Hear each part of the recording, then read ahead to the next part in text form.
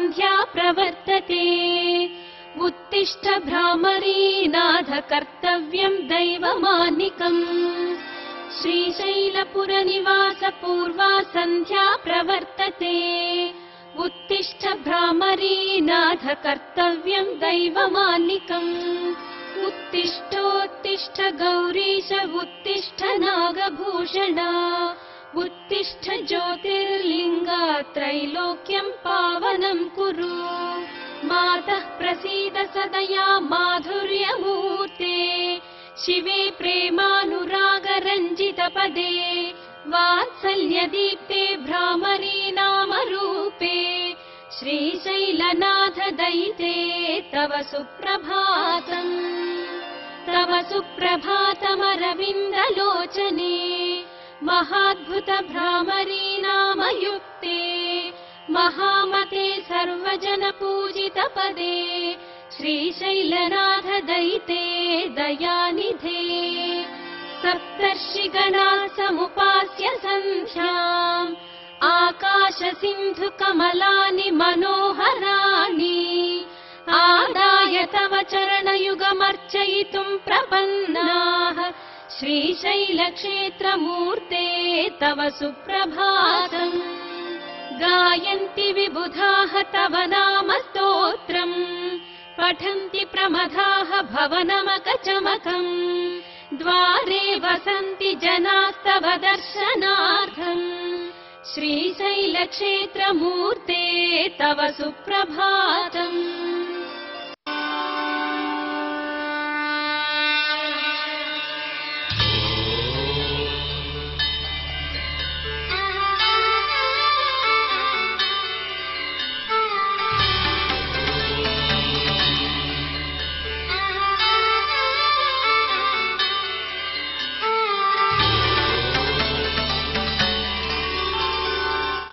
పరమేశ్వరార్చన చేసేవాడు అన్నపూర్ణను చూసి తీరాలి కాశీక్షేత్రంలో. అందుకే అసలు అక్కడ ఒక నియమం చెప్పారుండే కాశీఖండంలో. ఏమని? ముందు డుంఠి విఘ్నేశ్వరుణ్ణి చూడాలట. ఆయనకి పెద్ద పొట్ట, మండూగ జఠరుడు, ఆయన కప్ప పొట్టలో ఉంటుంది. ఇప్పటికి కూడా గంధసింధూరం పూసుంచుతారు, అక్కడ ఎర్రగా ఉంటాడు ఆయన. మొట్టమొదటి ఆలయానికి వెళ్లే ముందు రెండు చెవులకి ఇలా చేతులు జోడించి పుచ్చుకుని ముందు ఎడమ చేతితో కుడి చెవిని, ఆ తర్వాత కుడి చేతితో ఎడమ చెవిని పుచ్చుకోవాలి. పుచ్చుకుని ఆయనకి గుంజిళ్లు తీయాలి. మోకాళ్ళ నిప్పులు లేనివాడు ఉంటే వద్దులండి. ఎందుకంటే ఆరోగ్యం చాలా విచిత్రమైనది కనుక శక్తి ఉన్నవారికే నియమాలు చెప్పారు, అశక్తుడికి అది లేదు. మార్కండేయ పురాణంలో ఏం చెప్పాడు ఆయన? మర్త్యునకు నిజేచ్ఛ చేయనగు రోగము పొందిన ఎప్పుడప్పనుల్ అని మదాలస చరిత్రలో చెప్పారు దత్తాత్రేయులు వారు. రోగం పొందినప్పుడు నీ ఇష్టం, కానీ రోగం పొందకుండా ఆరోగ్యంగా ఉన్నప్పుడు మాత్రం చెయ్యవలసినవి చెయ్యాలి. ఆయనకు గుంజీళ్లు తీస్తే చాలా ఆనందపడిపోతాట. అలా నమస్కారం చేసి విఘ్నేశ్వరుడు అనుజ్ఞ పుచ్చుకుని అప్పుడు ముందు అన్నపూర్ణ దగ్గరికి వెళ్ళాలట. తన భార్యా దర్శనం చేసి తన దగ్గరకు వస్తేనే శివుడు ఆనందపడతాడు. పార్వతిని తిట్టి ఆ అయ్యవారి దగ్గరికి వెడితే ఒప్పుకోడండి. ఎప్పుడైనా భార్యని గౌరవిస్తేనే భర్త ఆనందిస్తాడు. వాళ్ళ ఆవిడని తిట్టి, ఏమండ మీ ఆవిడని తెగ తిట్టానండి, మీరు నాకు 1000 చందా ఇవ్వండి అంటే చందా కదా వాడు బొంద ఇస్తాడు లాగి. అంచేది ఎప్పుడు కూడా, అంటే నేను చెప్పేది అనుకూలవతులైన దంపతుల గురించి. భార్యాభర్తలు తెగ తిట్టుకుంటున్నారు అనుకోండి, అప్పుడు మొగుడికి వచ్చేస్తుంది ఆనందం. మా ఆవిడ తిట్టావా, అయితే 1000 నువ్వు 1000 అడిగితే 10,000 ఇస్తానంటాడు. ఇది కలియుగంలో కొంతమంది లక్షణం. కానీ సహజంగా ఆయన పరమాత్ముడు, వాళ్ళిద్దరూ అభేదం, అర్ధనారీశ్వరులు కనుక ముందు ఆవిడికి నమస్కారం చెయ్యాలి. నమస్కారం చేసే ముందు కూడా మళ్ళీ నియమం చెప్పారు. ఆలయం చుట్టూ ప్రదక్షిణ చేసి నైరుతి మూల లోలార్కుడు అనే పేరుతో సూర్యుడున్నాడట. శివుడి మీద భక్తితో లోలత్వంతో, లోలత్వం అంటే ఇంకా అదే ఉండాలనే కోరిక అన్నమాట, ఆ ప్రీతితో అక్కడికి వచ్చాడు సూర్యుడు. అందుకని లోలార్కుడు అన్నారు. ఆయనకి నమస్కరించి అమ్మవారిని చూడాలి. అక్కడ అమ్మవారిని బియ్యంతో అభిషేకించి ఆ బియ్యం చేతికిస్తారు.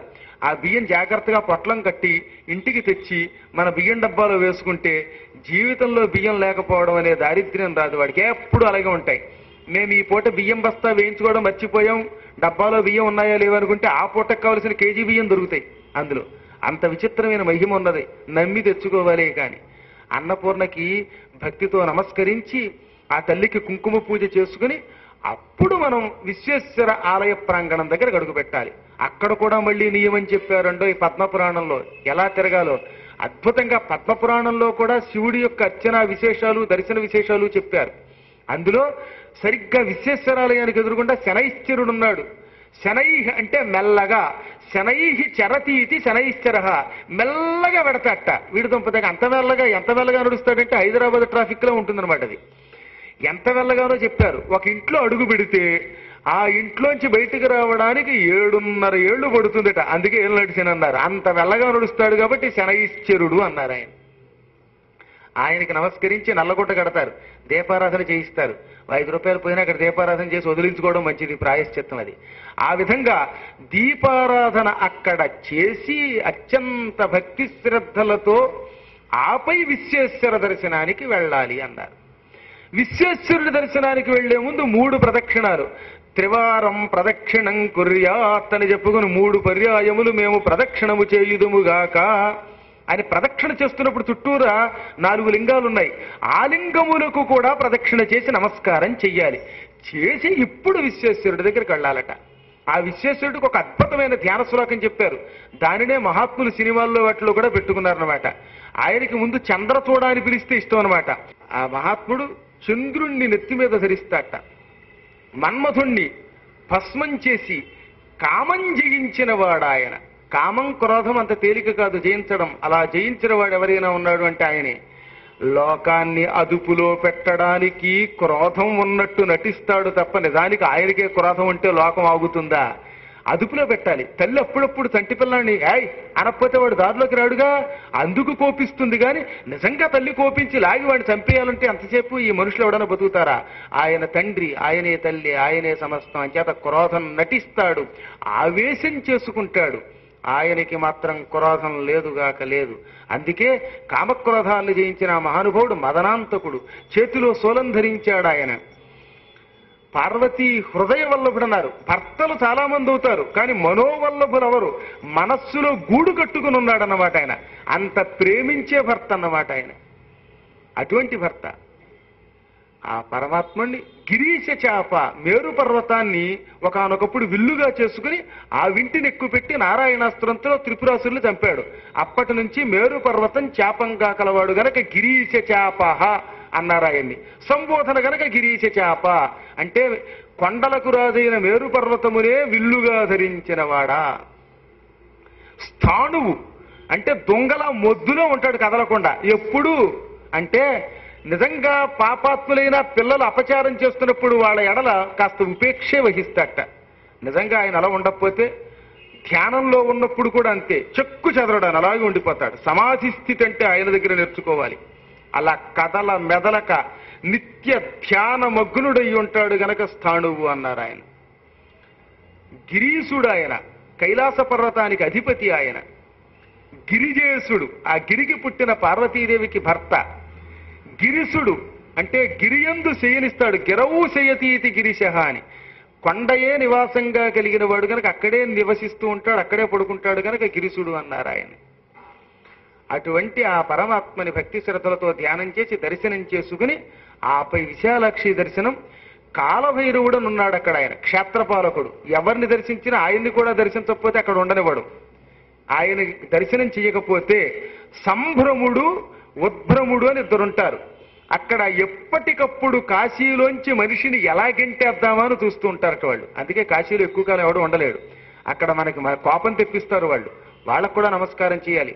కాలభైరవుడు దర్శనం వల్ల వాళ్ళు మనకి చెప్పిన మాట వింటారట.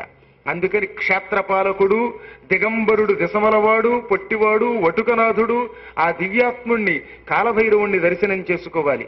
ఇదిగో ఈ మహానుభావుడు విశ్రవస పుత్రుడు వైశ్రవణుడు అలాగే దర్శనం చేసుకుని శివానుజ్ఞ తీసుకుని కఠోర నియమంతో తపస్సు చేశాడు. 1 రోజు కాదు, 2 రోజులు కాదు, 1000 సంవత్సరాలు తపస్సు చేశాడు.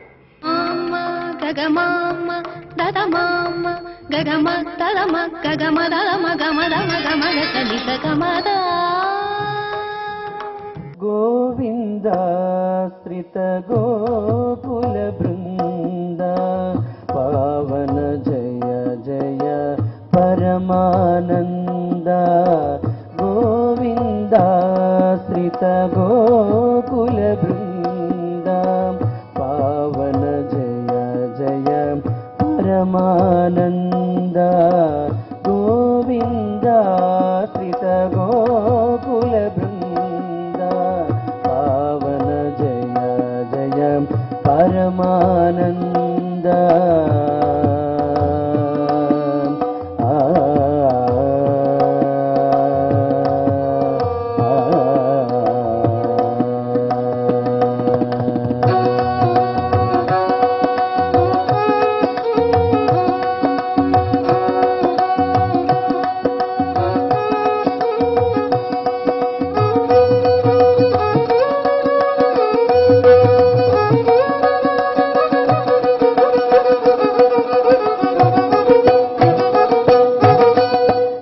జగదభిరామ సహస్రనామ సుగుణధామ సంస్తుతనామ జగదభిరామ సహస్రనామ సుగుణధామ సంస్తుతనామ జగదభిరామ సహస్రనామ సుగుణధామ సంస్తుతనామ జగదభిరామ సహస్రనామ సుగుణధామ సంస్తుతనామ గగన శ్యామ ఘనరిపు భీమ అగణిత రఘువంశాంబుది సోమ గగన శ్యామ ఘనరిపు భీమ అగణిత రఘువంశాంబుది సోమ గగన శ్యామ ఘనరిపు భీమ అగణిత రఘువంశాంబుది సోమ గగన శ్యామ ఘనరిపు భీమ అగణిత రఘువంశాంబుది సోమ గోవింద శ్రిత గోకుల బృంద పావన జయ జయ పరమానంద గోవింద శ్రిత గోకుల బృంద పావన జయ జయ పరమానంద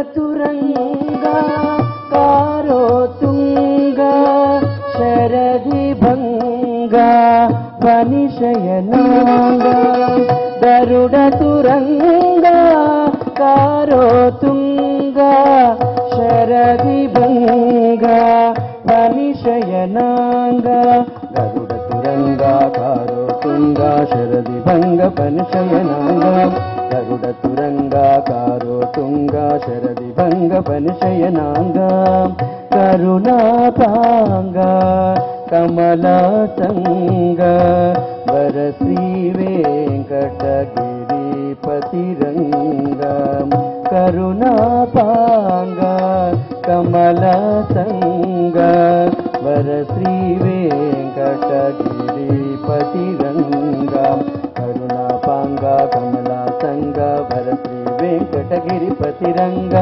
కరుణాపాంగా కమలాసంగా వర శ్రీ వెంకటగిరిపతిరంగా గోవిందాశ్రిత గోకుల బృంద పావన జయ జయ పరమానంద గోవిందాశ్రిత గోకుల బృంద పావన జయ జయ పరమానంద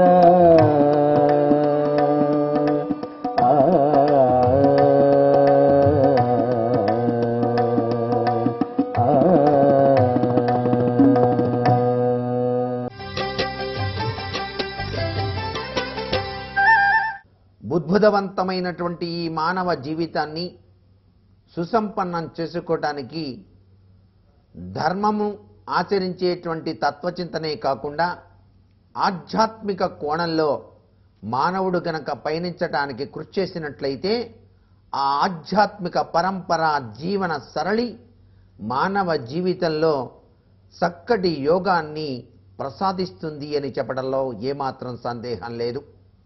మంత్రాలకు చింతకాయలు రాలతాయా అని చెప్పేసి భావించినప్పటికీ చింతకాయలు కాదు రాలేది, చింతలు రాలుతాయి, చింతలు తొలగుతాయి. చింతలు అంటే బాధలు, బాధల్ని తొలగించుకునేటువంటి అమోఘవంతమైనటువంటి శక్తి మన ప్రాచీన ఋషులు మనకు ప్రసాదించినటువంటి అద్భుతవంతమైనటువంటి మంత్రశాస్త్రంలో నిగూఢంగా ఉన్నటువంటి రహస్యం. కాబట్టి ఏ వ్యక్తి అయితే ఒక చక్కటి గురువు ద్వారా ఉపదేశాన్ని పొంది ఆ మంత్రాన్ని కనుక నిత్యము కనుక అనుష్ఠానం చేసుకున్నట్టయితే ఆ వ్యక్తి జీవితంలో అదృష్టం అనేటువంటిది తప్పనిసరిగా వచ్చి తీరుతుంది. అందుకే మంత్రతంత్రములతో బంధించి నిన్గాంచు వంచన వంచేనియులేదు అని చెప్పేసి కొంతమంది అభివర్ణించినప్పటికీ మంత్రతంత్రాలతో బంధించటం కాదు, మన మనస్సును ఆ మంత్ర బీజాక్షరాలతో పునీతం చేసుకొని చక్కటి రాచబాటను ఏర్పరచుకొని మీ కలలు వికసించేటువంటి భవిష్య వనంలో చక్కగా జీవించటానికి ఆస్కారం ఉండటానికి మన మహర్షులు ప్రసాదించిన మంత్రశాస్త్రం చాలా విశిష్ట తత్వాన్ని ఇస్తుంది. ఒక టీవీని పెట్టుకున్నప్పుడు రిమోట్ కంట్రోల్ చేతిలో ఉన్నప్పుడు ఆ కంట్రోల్ రీత్యా మనం నొక్కినప్పుడు ఏ ఛానల్ కావాలంటే ఆ ఛానల్ వస్తుంది. కానీ ఈ యొక్క రిమోట్ నుంచి ప్రసరింపచేయబడేటువంటి కాంతిపుంజ కిరణాలు మాత్రం మన కళ్ళకు మాత్రం కనిపించవు. అక్కడ మాత్రం టీవీలో బొమ్మ మారుతుంది. అలాగే మనం చేసేటువంటి మంత్రశక్తి అంత విశిష్టంగా పనిచేస్తుంది. ఏ వ్యక్తి అయితే గురూపదేశం పొంది ఆ మంత్రానుష్ఠానం చేస్తాడో ఆ వ్యక్తికి ఈ యొక్క శరీరంలో అణువున ఉన్నటువంటి రిమోట్ తత్వం బాగా పనిచేసి చక్కటి ఆలోచన సరళితో అతను జీవితాన్ని సుసంపన్నం చేసుకోవటానికి సన్మార్గవంత ప్రభావంతో అతడు తన జీవితాన్ని చక్కగా సాగించడానికి మంత్రశాస్త్రం ఎంతగానో ఉపయోగపడుతుంది. అందుకే పిల్లవాడు పుట్టినప్పటి నుంచి కూడా పెద్దవాడు అయ్యేంత వరకును గ్రహచార రీత్యా సంభవించేటువంటి ఉపద్రవాల యొక్క విశిష్ట తత్వాన్ని నుంచి బయలుపడటానికి కూడాను మనకు మన శాస్త్రీయులు చెప్పేటువంటి అకుంఠితమైనటువంటి మంత్ర బీజాక్షర సంపుటితో కూడినటువంటి అనేక పూజలు ఆ తత్వాన్ని ప్రసాదింపచేస్తూ ఆ పూజల ద్వారా మానవుడు ఉన్నతమైనటువంటి సంస్కారవంతమైనటువంటి జీవితాన్ని గడపడానికి కూడా మంత్రశాస్త్రం సహకరిస్తుంది. బాలునికి విద్యాభ్యాసం చేసేటప్పుడు కూడాను ఆ పరమేశ్వరుడు ప్రసాదించిన ఆ దివ్య తత్వంతో కూడిన మంత్రాన్ని అక్షరాభ్యాసంలో తప్పనిసరిగా అక్షర రూపంలో దిద్దిస్తాం.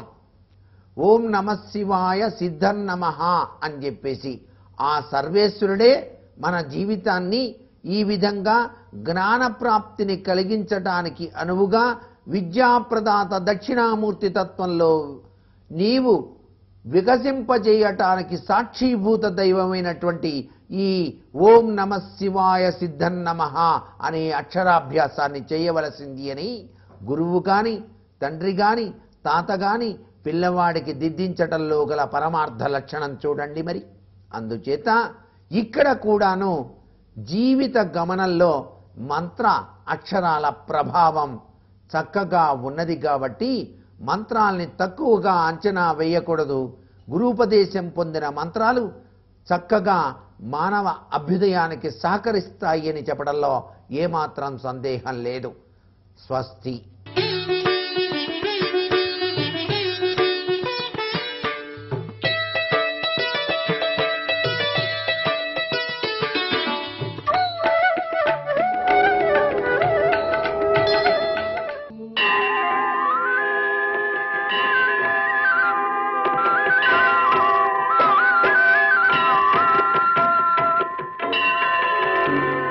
प्रभुं प्राणनाथं विभुं विश्वनाथं జగన్నాథనాథం సదానందభాజం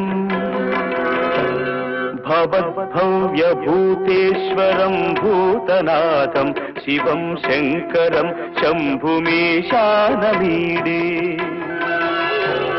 గళేరుండమాలం తనౌ సర్పజాలం మహాకాలకాలం గణేశాదిపాలం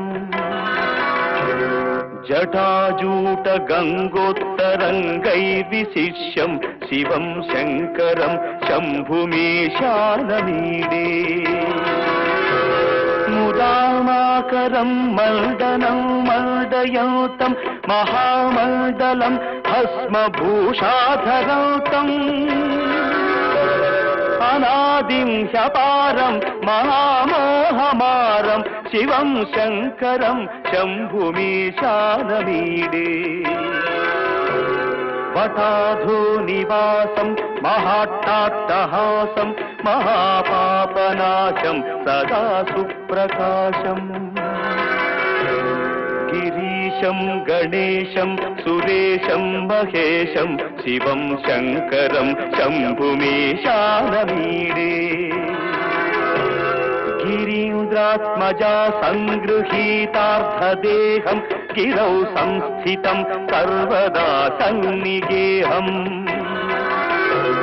పరబ్రహ్మ బ్రహ్మాదిభిర్వంద్యమానం శివం శంకరం శంభుమీశానమీడే కపాలం త్రిశూలం కరాభ్యాం దధానం పదాంభోజనం రాయ కామం దధానం బలివర్ధయానం సురాణాం ప్రధానం శివం శంకరం శంభుమీశానమీడే శరచంద్రగాత్రం గణానందపాత్రం త్రినేత్రం పవిత్రం ధనేశస్య మిత్రం అపర్ణాకళత్రం సదా సచ్చరిత్రం శివం శంకరం శంభుమీశానమీడే